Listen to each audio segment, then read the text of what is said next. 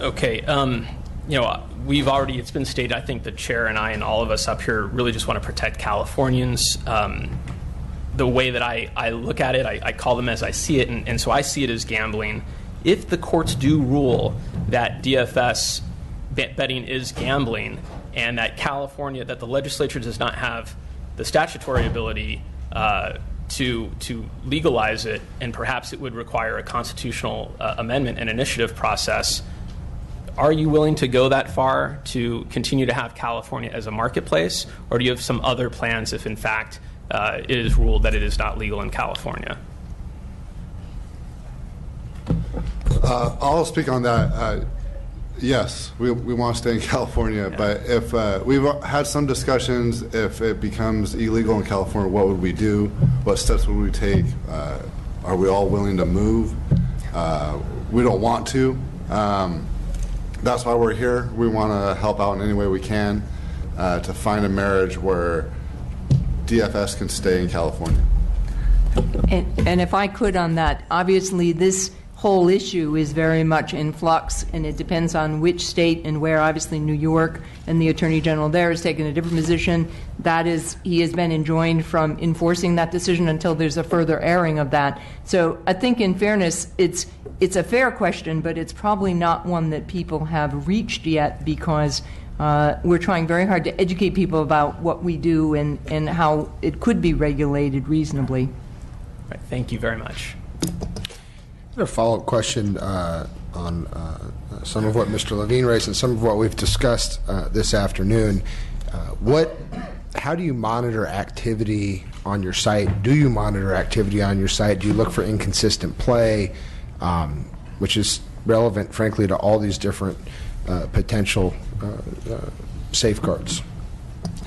Yeah, I mean, we have a large customer service team which looks very carefully at the play patterns, the deposit patterns for things that look out of the ordinary. Our average first-time deposit is about $40. If we see something that's way out of line with that, we'll be concerned. If we see a deposit of $41, that's really odd. We'll check into that. We're constantly looking for sort of patterns that don't match up, and then we have a dedicated anti-fraud team that will then investigate those situations. Similarly, we have an anti-fraud team. We have a system of checks and third parties that review things to ensure that the games we have integrity, and if any suspicious activity arises, we go to manual reviews. Yeah, I can back what he's saying there with odd deposits. We monitor deposits coming in, take a look at them. Anything suspicious, we take a look at that user, the IP, et cetera. And also we vet the players on withdrawal processing as well, just to double, triple check everything. Suspicious activities such as depositing via credit card, but immediately with putting a request through PayPal, we sniff those out pretty quickly. It's a very small percentage, but we've become over the years pretty sharp at figuring these guys out pretty quickly. Could you give the committee some idea of what the range of deposits and level of play are? I mean, from what I've read, certainly in the press coverage, it seems like you got a lot of folks out there making a $3 or $5 entry fee. You have some that seem to be doing much larger amounts of money. Could you give us an idea of what that range is? I'll talk about that a little bit. I mean, our most common entry fee is $2. Our average entry fee is somewhere around $6. That's including all of the bigger number games that some people may play. Our average first-time deposit is, I think I said 40, or I actually think it's 45 to be more specific. Our most common first-time deposit is $10. That gives you an idea of what sort of normal play is. And what would be an example of the high end? It can range into the thousands of dollars, certainly. And Mr. Jones-Sawyer? Any other additional questions? Well, we'll thank our panelists. We appreciate your testimony, and hopefully, as Mr. Levine said, will help us arrive at something that ensures some protections for California and its players. Thank you. Thank you. Okay, at this time we're going to move to our final panel, the consumer perspective. So if the panelists would please approach and provide their testimony at this time.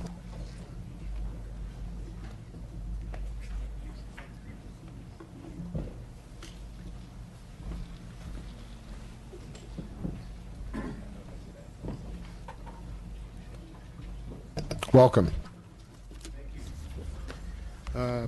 Chairman Gray, Vice Chairman Linder, and distinguished members of the Committee on Government Organization, I'd like to thank you for allowing me to testify.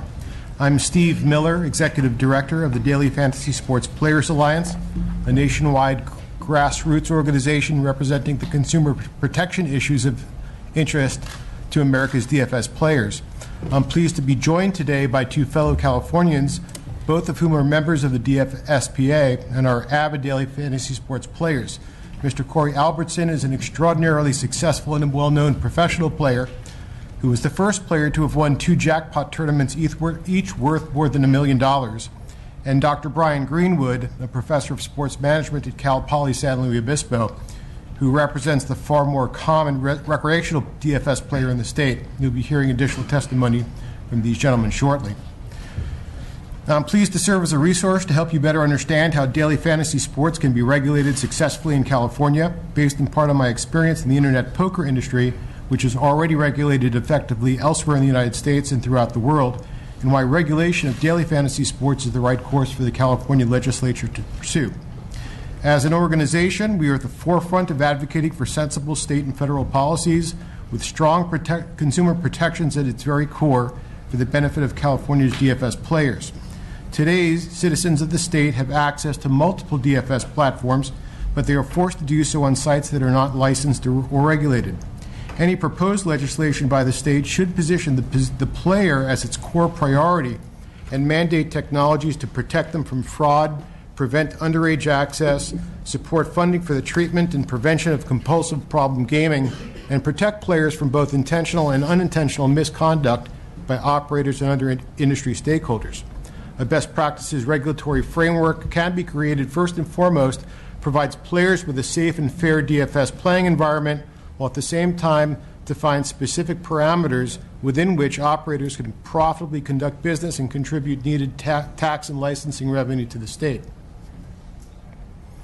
Let's look at the internet poker industry in other states and in Europe as a model for daily fantasy sports regulation. Operators must consent to audits, implementation of anti-money laundering compliance programs, and multi-step identity verification processes, bot detection, and a host of other so-called Know Your Customer compliance guidelines. They must employ technologies that prevent minors from accessing real money sites, identify problem gamers, and ensure that offered games are fair, use state-of-the-art geolocation software to block players in prohibited jurisdictions.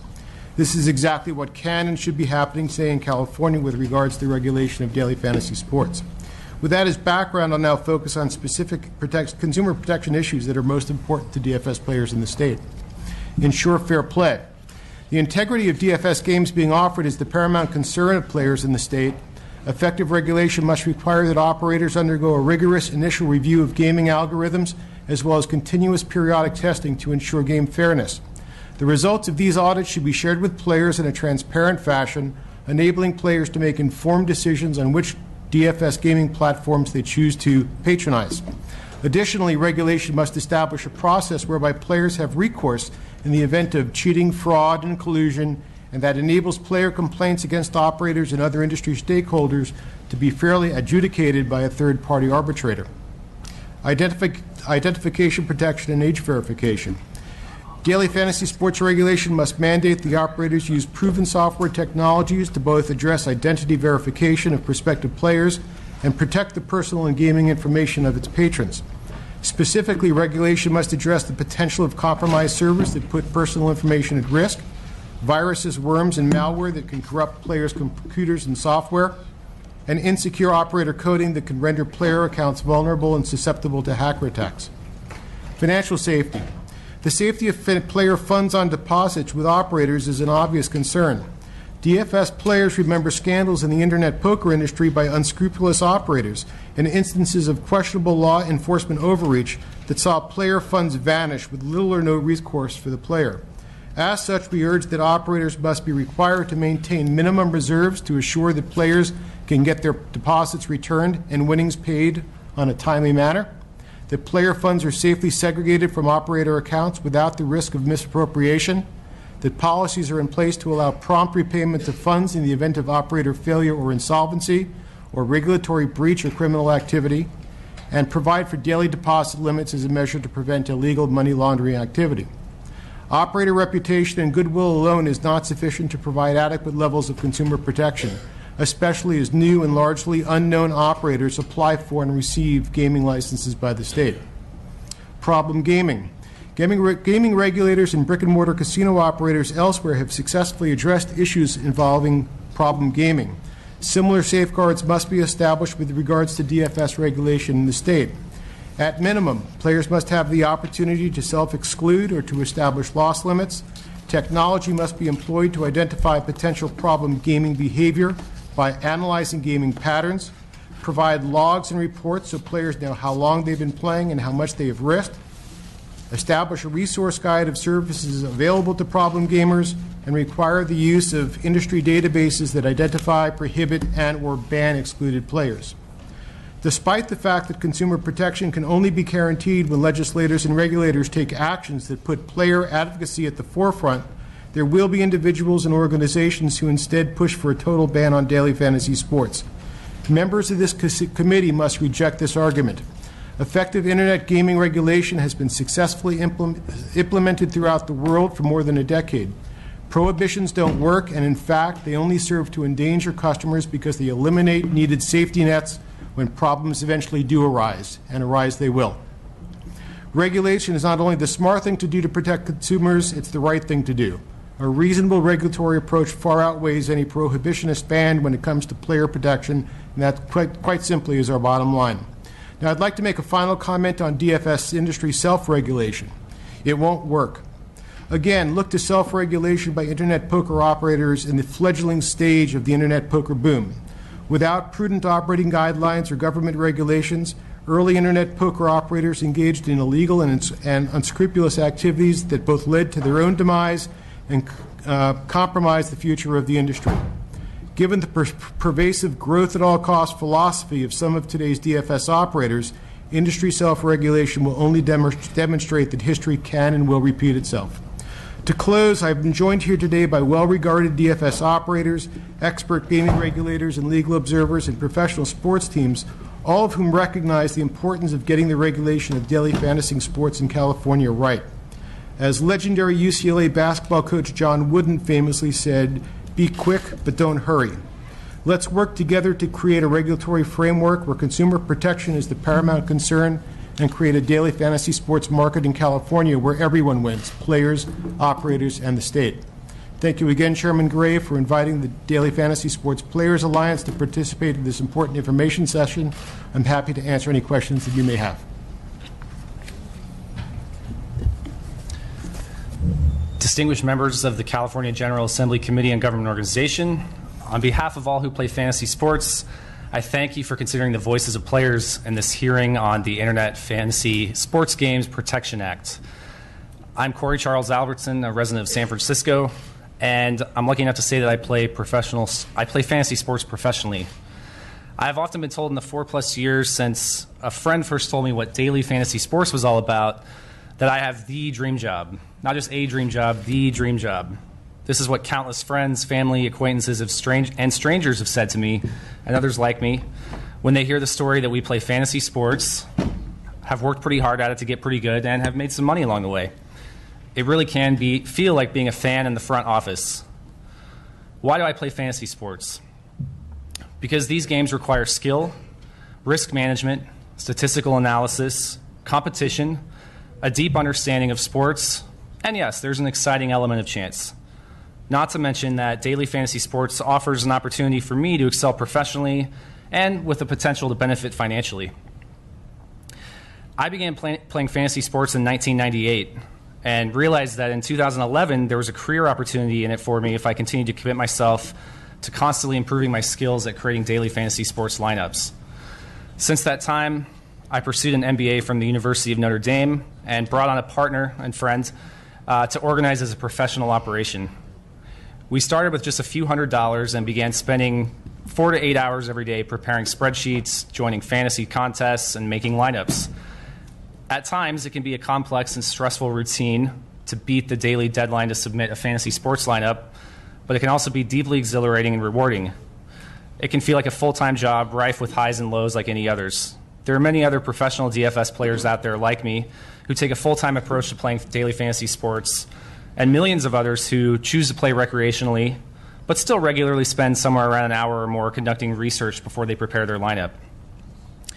To provide you with some context, I've been among the most successful players in daily fantasy sports, having churned our modest initial starting capital into 7 figures of net earnings. In 2015, we will have churned more than $20 million in entry fees through daily fantasy sports games at DraftKings, FanDuel, and others. And yes, I do pay my taxes. Fantasy sports have been a staple in the lives of sports fanatics in the U.S. for decades. As the industry evolves along with advancements in technology and changes in game preferences, it's important to recognize that daily fantasy has redefined the fantasy sports landscape. It doesn't matter if there's simply pride or millions of dollars on the line. Fantasy sports fuel passion, competition, the love of sports, and the pitting of one's wits and intellect against other fans and the thrill of a shared enjoyment. We pore over statistics for hours to help guide our decisions. We'd play in the real-life game, if only we could, but instead we're relegated to a competition of minds and intellect over what will unfold when our favorite sports heroes clash. The skills of prediction and mathematics are essential to long-term success. We enjoy how games finish both in the real world and in the fantasy sports world, captivated by thrilling outcomes that occur during fourth-quarter garbage time that less engaged fans don't even bother to watch. The love for competition, intellectual challenge, and sports is deeply ingrained in the American culture. Fantasy sports should be similarly recognized, embraced, and accepted as an essential piece of American life. I commend Chairman Gray and his staff for their thoughtfulness in arranging this hearing. More importantly, I thank the committee for inviting DFS players to speak out, as the consumer perspective often receives only the bare minimum of attention in this space. Regulation of daily fantasy sports is an important topic, not only for me and other DFS players in the room today, but for all in California who play fantasy sports and those who play nationwide. It's a cause for optimism that there are, thankfully, smart, sensible ways to permit a flourishing daily fantasy sports market while also protecting consumers. California's DFS players are proud of this committee's continued efforts to thoughtfully develop the Internet Fantasy Sports Game Protection Act, and accordingly, it is an honor to be here today. Thank you, and I'm happy to answer any questions you have. Hello, my name is Brian Greenwood. Chairman Gray, Vice Chairman Linder, and distinguished members of the committee, I would like to thank you for allowing me to testify. Even though I would likely be considered an expert on the sport industry as a sport management professor at Cal Poly San Luis Obispo, I do not come to you today to provide expert testimony, but rather to describe to you my everyday experience in studying and being a casual fantasy and daily fantasy sports player. Almost 2 years ago, after 20 years of playing season-long fantasy sports, I began hearing about the emergence of a new form of gameplay and soon found a new and burgeoning industry in daily fantasy sports. Since I was used to entry fees for season-long leagues, I saw no real quantifiable difference in the two forms of play, and I started playing soon thereafter. In contrast to Corey, I represent the casual daily fantasy sports player, which mainly means that I do not spend a great deal on entry fees. The maximum I have spent on a single game is approximately $30. And on most days, I play games with $1, $2, or $5 entry fees. I play because I love the competition of matching wits with my fellow competitors. And over the last couple of years, I have gained confidence and feel that I have improved considerably. I have developed and refined a daily and weekly process for researching and preparing to play games, always being conscious to make sure that that playing does not impede on my professional career or my personal life as a husband and father of 2 young children. Much as a person who plays the stock market might pore over the morning stock profiles to see who gained or lost from the day before, I examine box scores with my morning coffee. Much as Billy Beane of the Oakland Athletics utilizes sabermetrics to build a more efficient professional baseball team, I examine the daily statistical projections to target the players I believe will prosper given their matchup. As my day moves along and while I'm working in my office, rather than listening to talk radio or music like many of my colleagues, I mainly listen to fantasy sports podcasts in the background. And When the games begin later in the day, if I have time to watch, I really enjoy watching the players I have chosen to see how they are doing. As a sport management professor, staying on top of the sport industry is incredibly important to my success. And after 6 months of playing daily fantasy sports, I became so interested in the culture and industry that I decided to officially commission a study. Much as journalists embed themselves in an experience in order to write about it, I have taken a similar approach to daily fantasy sports, playing games, engaging in the community, discussing pertinent issues, taking field notes, and even posting blogs.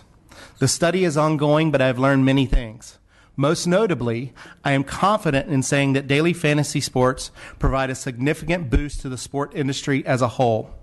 I was not much of an NBA fan at all prior to playing daily fantasy, and now I'm more engaged than I've ever been since Michael Jordan retired. I've heard countless others say the same about varying sports. To bring it closer to home, I had never once watched a Sacramento Kings game on television until last week. I have no doubt daily fantasy sports boosts media engagement and interest in sports, which obviously in turn boosts revenue. The landscape of daily fantasy sports is constantly changing. As a new industry, there are naturally growing pains, but I have been impressed with the active members of the community who are willing to engage in discourse and provide input on how to improve gameplay and the industry as a whole. Sure, just as there are in any industry, there are bad apples. But most people I've met are simply out to have fun and looking for a way to make sports more of a hobby and even more compelling. Daily fantasy sports participants represent a wide cross-section of people from many professional careers. In my short time playing, I've met fellow educators, accountants, doctors, construction workers, engineers, retirees, and yes, even former or current professional poker players. Daily fantasy sports allows us to compete against one another, but also to bond in a community together around a game that we love to play. The commonality that we all seem to share is a love for sports and a desire to be the general manager of a team, if just for a day. Thanks for allowing me time to speak with you today. I appreciate you holding this hearing, and I'm happy to answer any questions. Thank you, gentlemen, for your testimony. I don't have any questions, but are there any of the Assembly members? Mr. Wilk? Yeah, thank you, Mr. Linder. Just curious as players, so you play professionally, so I'm assuming you play all sports, or do you concentrate on a particular sport? And for you, I guess same question. Yeah, I concentrate primarily on football, basketball, and baseball, although we'll dabble in golf or hockey or other contests. I play football, basketball, baseball, and I actually really love PGA golf. Just recently got into that. Thank you, Assemblymember Bigelow. Yes, kind of a follow-up on a question that was asked earlier. Since you're the players, how do you get your information? Are you being sought after by others to provide information, or do you contract with somebody, pay for a service, basically? Sure, I can answer that. The information I use is predominantly proprietary research, so it's stuff that is all pulled from the internet. It's available to anyone. It's just we've taken the time to organize it and think of it as like building an algorithm in a sense to play fantasy sports with. But and to answer your other question, yes, people ask all the time. I think if you start Googling my name, like the autocorrect is algorithm, so people are like always trying to figure out how to use smart data to play fantasy sports, but as we've seen in the last few years, there's kind of been a proliferation of this sort of data online. We heard from Ms. Peter earlier with RotoWire, I think it was, .com. That's just one of probably dozens of sites that you can get information to play fantasy sports at. So, the gap is kind of closing between professional and recreational player, I think, just since there is becoming quite a lot of great data available to recreational players. But you're not paying for it. I subscribe to a couple helpful data services, and I think a lot of recreational players might as well. Yeah.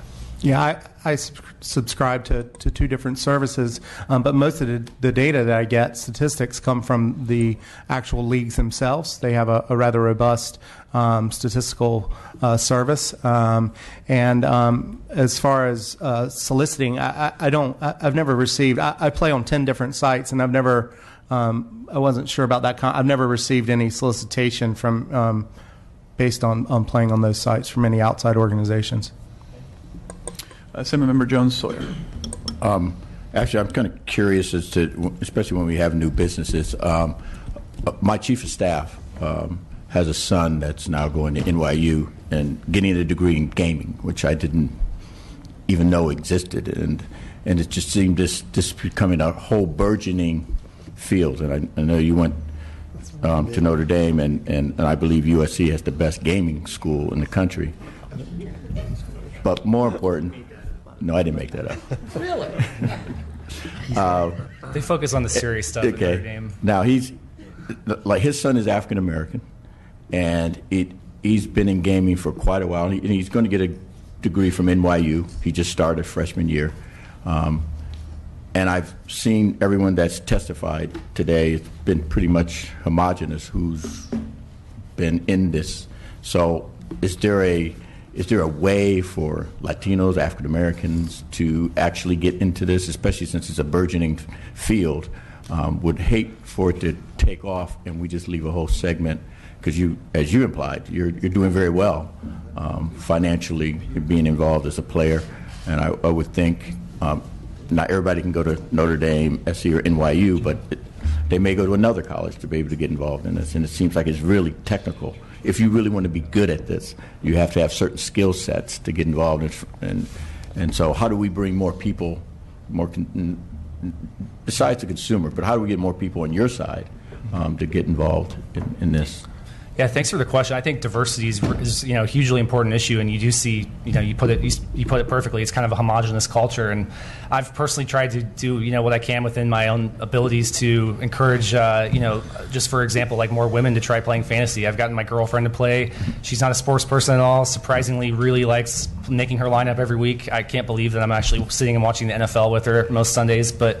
This past weekend I was at the FanDuel World Fantasy Football Championships in San Diego, and the gentleman who ended up winning, since we are on the topic of diversity, was a black gentleman I became friends with over the weekend, and I was really excited for him. He was kind of excited to meet me because I think he had heard of me, and he emulated my avatar on FanDuel, and he's kind of like, oh, wow, I guess he looked up to me or something. But I was like, look, anyone could win this on any given one day, and I think I got a good feeling about it. I think it's going to be you, and he actually did end up winning $3 million last weekend, so that was pretty cool. But the topic of diversity is a very important one, and I'm happy to work with the committee as well as the fantasy sites themselves to figure out how we address this question more head on. Thank you. Yeah, I would echo that. I think it's an interesting question. I'm not sure what the answer is in terms of why we're not seeing more, but I think there are a number of instances. Fantasy Aces, who spoke here earlier, their Major League Baseball champion was a gentleman goes by the name of Rad Thad, who is an African-American doctor from my home state of North Carolina. So I met him a couple months ago out in Las Vegas at an event, and there are a number of women who have gotten into the game. Dr. Renee Miller was hired by ESPN. She does daily fantasy commentary for them. I think we'll see more and more. There are a number of fantasy sites and fantasy pundits out there. Maurice Jones-Drew from UCLA talks about fantasy sports and has a show. So I think as we see more and more of those, I think we'll see, hopefully we'll see more and more diversity coming to the marketplace. Thank you. Mr. Levine. Yeah, thank you. Mr. Miller, you have a really interesting background, not just in DFS, but also in online poker lobbying. So talk about kind of similarities or differences between lobbying for online poker and lobbying for DFS. It's the industries are remarkably similar from my perspective in how they've developed over time. And I think that from our perspective, knowing that history has a tendency to repeat itself, that the regulation has a place,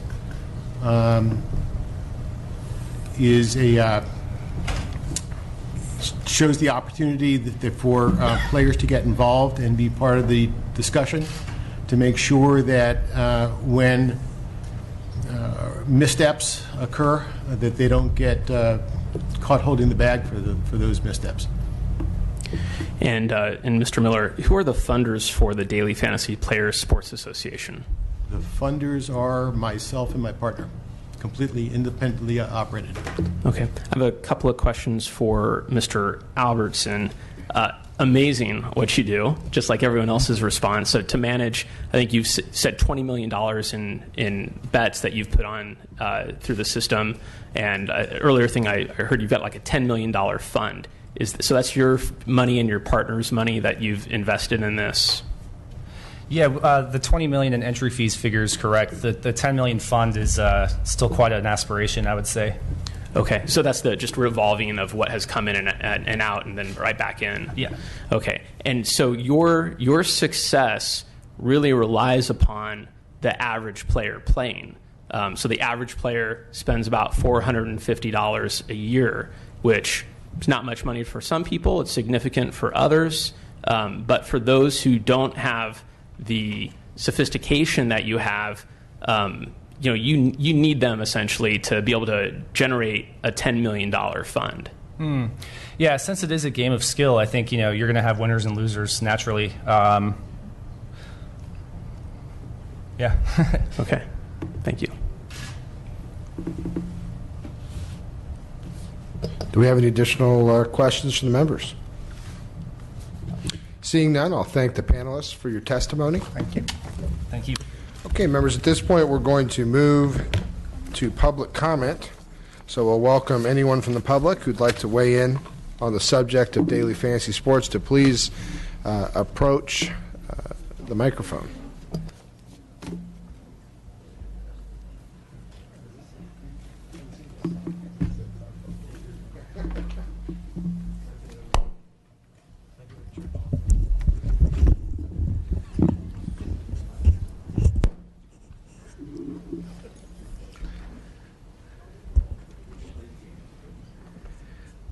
Reverend, welcome back to the committee. Thank you, nice Reverend to see Butler. you. Thank you very much. Reverend Butler from the California Coalition Against Gambling Expansion. First of all, thank you for holding the hearing and allowing some of this information to be made public that we can have a keener sense of what is happening and what might we expect. During this hearing, you've had representatives, quite a few, from the industry and the players themselves, the proponents who support this are deeply, I think, engaged in profiting from it. So I assume, therefore, that the representatives from the state are the ones who are looking at the larger picture, and that is the impact not just on the players, but on the society as a whole. In other words, there are, by their own admission, 4 or 5 million, which might be 10% of California's population engaged in the activity. But the small amount that's going to be added to the budget, will that be enough to offset the problems and the damages caused to individuals and families and communities? I do also note, and I appreciate the questions that were asked, there were several times references were made to compulsive behavior. We at least need to have the industry acknowledge it's not compulsive behavior, it is gambling addiction. And let them be very specific when they start addressing some of these potential problems. I also am disappointed, but maybe there'll be another hearing in the future, that we did not have any panels representing problem gamblers. We had the players, and even the state has a problem gambling department, as you know. And we need to hear what the problems are that this will implement when it is available at this sort of accessibility in the computers, on the phones, and especially when you get into sports other than football, basketball, and baseball, where the games can be almost daily. You have certain factors that contribute to gambling addiction. And one of those is the sense that it is skill-based. Another is the accessibility and availability. And the other is at the speed of play. And so in the future, as this is considered on whether or not we should even pursue it, I hope that you might consider some of those issues as well. Thank you very much.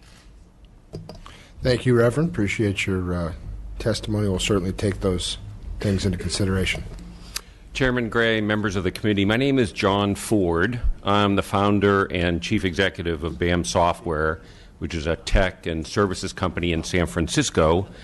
We started here in California. We're still in California. And since 2007, we've worked to provide an online, real money platform for games. Principally, our principal site is betamerica.com. And we started in 2007 and offered pari-mutuel wagering on horse racing. In 2013, we added fantasy sports on the traditional stick and ball games of baseball, basketball, football. And just about 2 months ago, we launched fantasy horse racing, or what some might call handicapping contests on horse racing. In fantasy horse racing, you pick horses from different races, just like you'd pick players from different games. You accumulate points based upon how those horses perform, and the ones with the most points wins. We obviously on the racing side come from the regulated industry. We're regulated here from the California Horse Racing Board for our pari-mutuel wagering on horse racing. We're regulated by the Kentucky Horse Racing Commission, by the North Dakota Racing Commission. So we understand regulation, and we embrace regulation not only to keep operators honest and compliant, but also for consumer protection. And I think the goal of providing consumer protection is laudable in fantasy games, because there is money, there's games, and there's cash prizes, and compliance and accountability are important.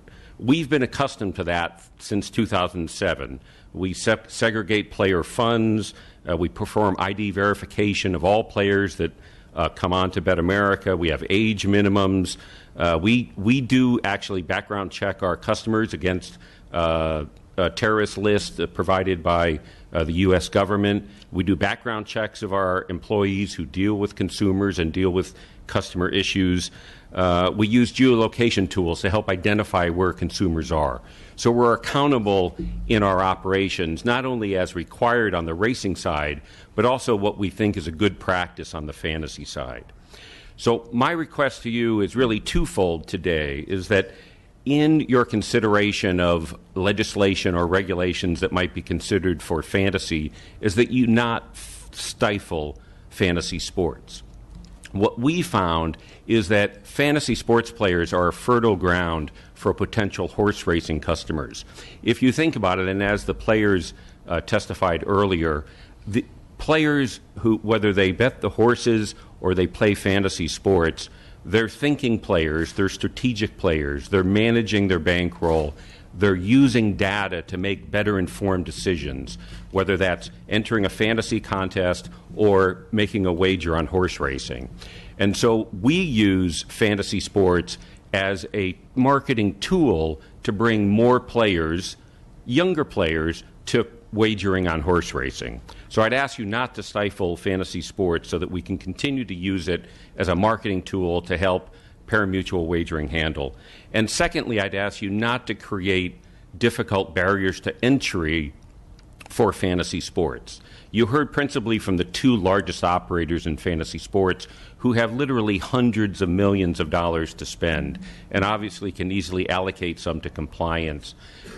Smaller companies who are really bringing innovation to the game, I think also need to be encouraged. And I would encourage you not to create difficult barriers for smaller companies. Thank you for your time. Thank you, sir. Appreciate your testimony. See one additional public comment. Thank you, Chairman, members. I'm Jim Donovan. I'm the president of GolfSharks.com. We've been working on our platform for about the last 8 months, and unfortunately rolling it out not the most opportune time. But I want to echo the sentiments of the last speaker that there are some major operators in the space, and there's a bunch of guys that really I like golf. I'm a golf nut. And we've put together a lot of money and resources and time to come up with a game that's fun and engaging. But we're concerned that some of the larger entities might force regulations that make it uneconomic for us to operate. So we'd just like you to keep that in consideration. Thanks. Thank you for your testimony. Any additional public comment? Seeing none, any closing comments from the members? I learned a lot. Seeing none, we will go ahead and adjourn this informational hearing. Thank you all.